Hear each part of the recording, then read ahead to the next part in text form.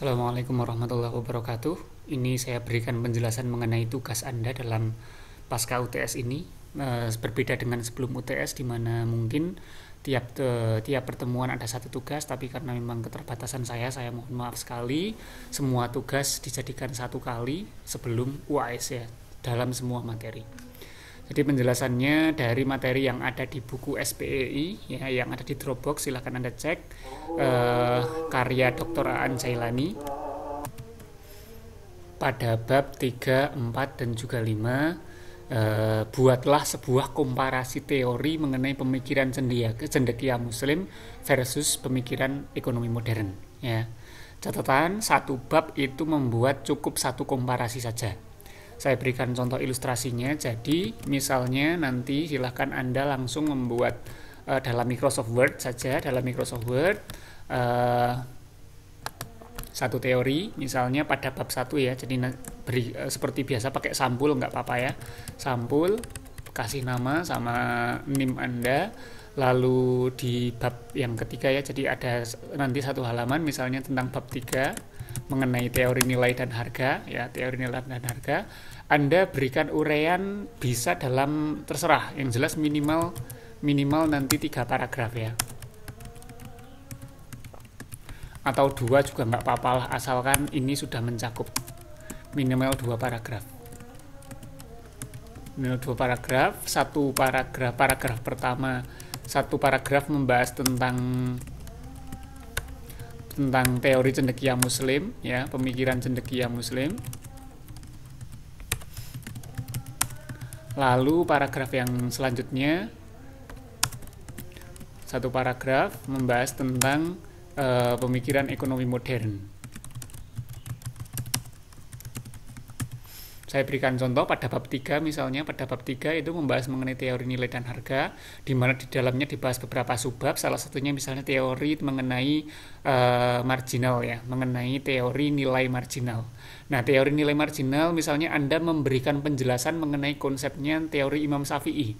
Imam Syafi'i menyatakan bahwasannya teori harga marginal itu bla bla bla bla bla. Anda jelaskan secara mendetail sesuai pemahaman Anda yang Anda baca di bab 3. Lalu Anda komparasikan di paragraf selanjutnya mengenai teori ekonomi modern seperti apa.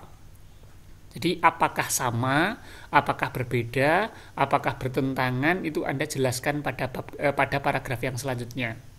Ini 2 paragraf ini minimal ya. Kalau Anda sulit menjelaskan dalam 2 paragraf, Anda bisa menjelaskan dalam 4 paragraf, terserah. 4 paragraf misalnya 2 paragraf membahas tentang teori pemikiran cendekia muslimnya, 2 paragraf membahas tentang teori pada ekonomi modernnya. Dan Anda cukup ambil satu teori saja. Teorinya siapa? Di buku yang Aan Jailani tadi. Jadi misalnya Anda menjelaskan teorinya Al-Ghazali, Imam Syafi'i, atau Ibnu Taimiyah, Ibnu Rus, atau Al-Maghribi, dan lain sebagainya yang ada di buku. Silahkan Anda jelaskan mendetail teorinya bagaimana, lalu Anda komparasikan dengan teori modernnya seperti apa. Kalau dari yang saya jelaskan tadi, yang saya jelaskan pada slide-slide sebelumnya, video-video sebelumnya, itu hampir dipastikan banyak sekali teori-teori yang bertentangan. Bertentangan artinya menurut cendekia muslim mengatakan demikian, ternyata teori tentang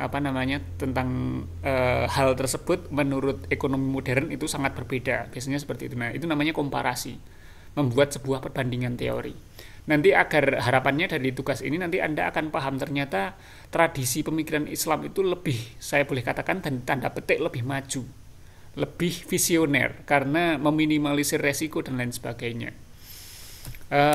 Begitu pula untuk yang bab keempat ya, untuk bab yang keempat sama, dan juga untuk yang bab kelima ya, untuk yang bab kelima.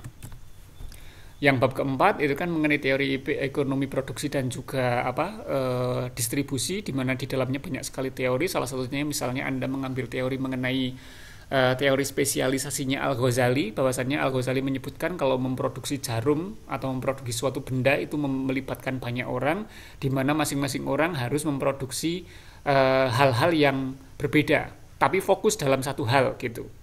Itu sama dengan teorinya ekonomi modern Adam Smith tentang teori spesialisasi dalam ekonomi kapitalis kan gitu. Nah, itu Anda bisa membandingkan itu, atau Anda mau ambil teori yang lain, teorinya Ibnu Rus atau teorinya Ibnu Taimiyah yang ada di bab keempat. Begitu pula untuk yang bab kelima, tadi mengenai teori tentang uang. Teori tentang uang mengenai pemalsuan, mengenai inflasi, mengenai apalagi tadi riba tambahan. Anda coba ungkapkan satu teori tentang pemikiran dari salah satu cendekia muslim, terserah siapa, pada paragraf yang pertama, yang awal, lalu Anda komparasikan dengan teori pada ekonomi modern. Itu bagaimana hasilnya. Itu, jadi yang namanya komparasi nanti Anda cukup melakukan hal itu.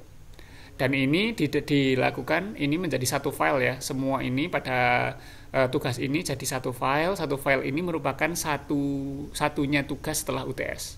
Hanya satu, tapi ini gabungan, di dalamnya ada beberapa yang harus Anda kerjakan. Dan ini satu-satunya tugas setelah UTS, artinya memang sebelum UAS hanya ada satu tugas, nanti ketika UAS, untuk UAS-nya nanti saya berikan materi tambahannya. Maksudnya saya berikan penjelasan tambahan.